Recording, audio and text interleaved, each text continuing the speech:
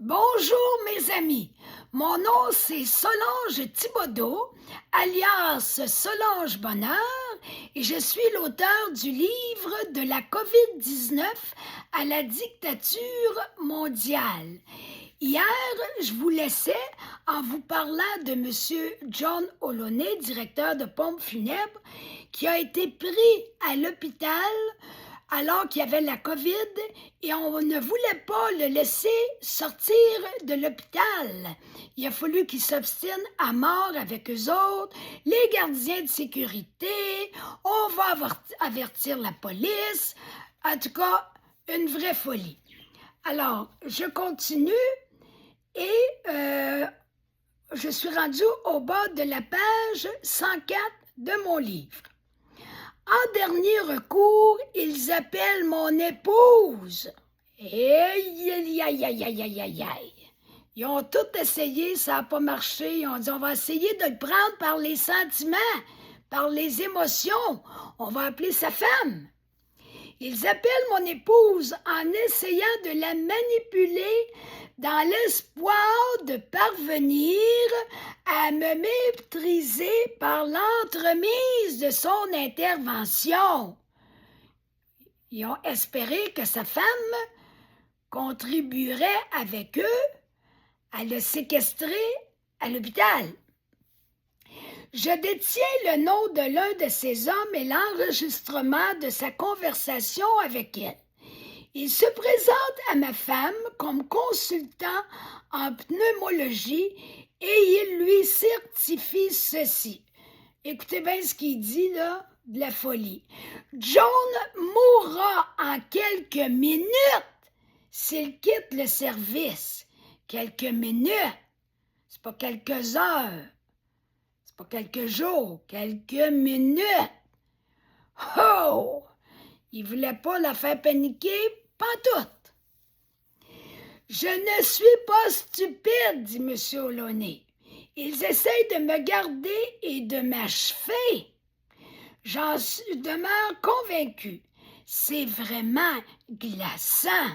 On se met à sa place. En voulant quitter l'hôpital, la chance me poursuit. Il y a un bon Dieu pour tout le monde. C'est ça qui est merveilleux. Faut jamais l'oublier. Je crée des liens d'amitié avec de très bonnes personnes. D'autres amis, dont Mark Sexton et le docteur Chan, viennent à l'hôpital et m'aident à me libérer. Il s'agit vraiment d'une forme de séquestration, je viens de dire le mot il y a 2 minutes, dont je dois m'extirper. Quelle affaire, c'est incroyable. À l'hôpital, on me branche sur de l'oxygène inutile pour mon état. Et on a vu dans les épisodes précédents que c'est dangereux, ça peut conduire à la mort. Ce branchement d'oxygène dans telle situation comme celui de la COVID. Ils veulent désespérément me mettre sous ces papes, même en chemin vers l'hôpital. Ils ne perdaient pas de temps, eux autres. Ils essayent de me ventiler en tâchant de me persuader que cette démarche médicale représente la meilleure solution. Fermement, je me prononce définitivement. Non, c'est non. Je subis un sérieux traumatisme car je discerne leurs véritables intentions derrière les apparences. Quoi de pire que de m'être rendu à l'hôpital alors que, malade, des soignants qui devraient m'inspirer confiance essayent de me tuer. On va à l'hôpital pour éviter la souffrance, la maladie, la mort. Et qu'est-ce qu'il découvre, ce monsieur? C'est qu'on veut l'éliminer. Rien de moins. Voilà la réalité. Il cesse assez rapidement de me harceler quand il réalise que, définitivement, Je ne prendrai pas ces médicaments. Ces hommes, aussi intimidants qu'agressifs, tentent de me tenir en laisse, comme un chien en laisse. C'est pas rien comme mot. Se faire tenir en laisse, c'est être esclave, c'est être dominé. Ce n'est seulement qu'en raison de ma solidité d'homme bien affirmée et par ma conscience de la toxicité de ces médicaments que j'ai survécu. Une chance que ce monsieur-là avait du caractère. Autrement, il en serait mort, c'est tout. Je perçois pleinement leur petit manège morbide. Voilà pourquoi j'ai réussi à me sauver d'eux. Je garde aussi en tête ces deux hommes décédés des suites de leur confiance envers ces soignants sans scrupules. Faut pas faire confiance à n'importe qui quand on se fait soigner, supposément, même pas dans les hôpitaux. En tout cas, c'est ce que moi, j'ai compris en faisant mes recherches sur la crise COVID et la dictature mondiale. Imaginez la perturbation qui m'habite. Quel cauchemar, dit M. Oloney.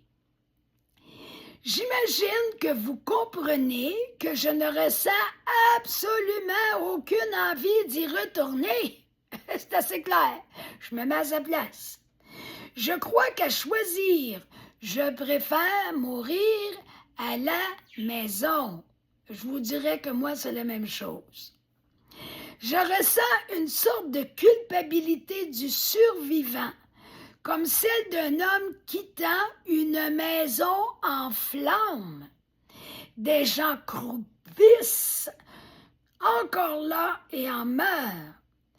Tandis que pendant ce temps, je reste dans le douloureux sentiment de mon impuissance.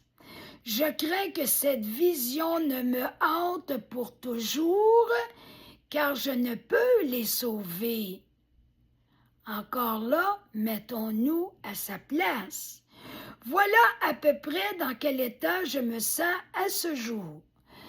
Là, on arrive à la fin du chapitre 4 et je vous donne la vidéo des jours du grand jury du tribunal de l'opinion publique où vous allez avoir tout le verbatim de ce que je vous ai résumé dans le chapitre 4. Donc, la vidéo, le titre c'est « Jour 3, PCR, surmortalité et traitement ». C'est émis sur Odyssée le 13 février 2022.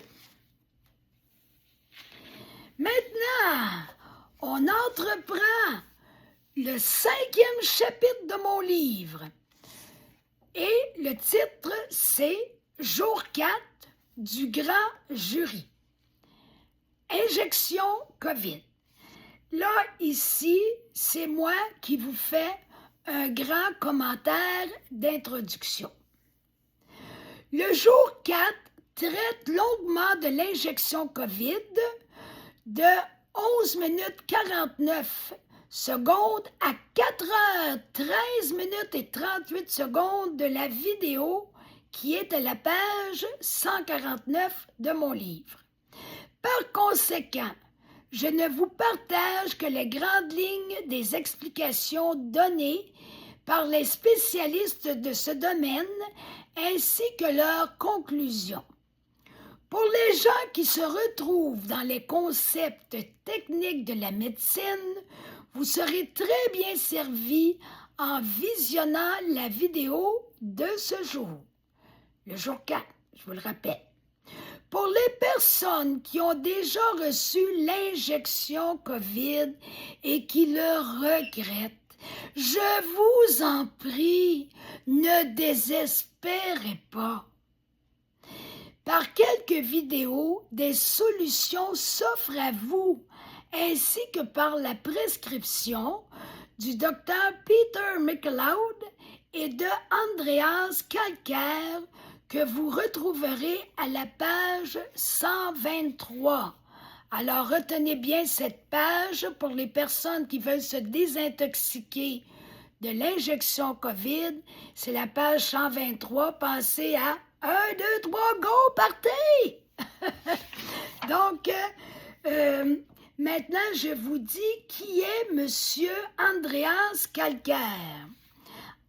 Il est un biophysicien et chercheur allemand dans l'utilisation thérapeutique du dioxyde de chlore. En introduction de ce chapitre, je crois qu'une bonne réflexion sur la peur de cette injection s'impose. Albert Bourla, PDG de Pfizer, explique dans la vidéo en fin de paragraphe que la peur est la principale raison qui justifie le refus de l'injection chez certaines personnes. Et c'est tant mieux! Je vous laisse là-dessus. Et on recommence la lecture demain. Donc, abonnez-vous, likez, partagez, abonnez-vous à ma chaîne et écrivez-moi pour avoir mon livre en format numérique ou en format papier. Écrivez-moi à mon adresse courriel qui est solangebonheur60@gmail.com et je vous donnerai toutes les informations nécessaires. Il y a plusieurs façons de procéder pour vous procurer mon livre. Il y en a pour tous les goûts. Alors, ne vous en privez pas. À bientôt!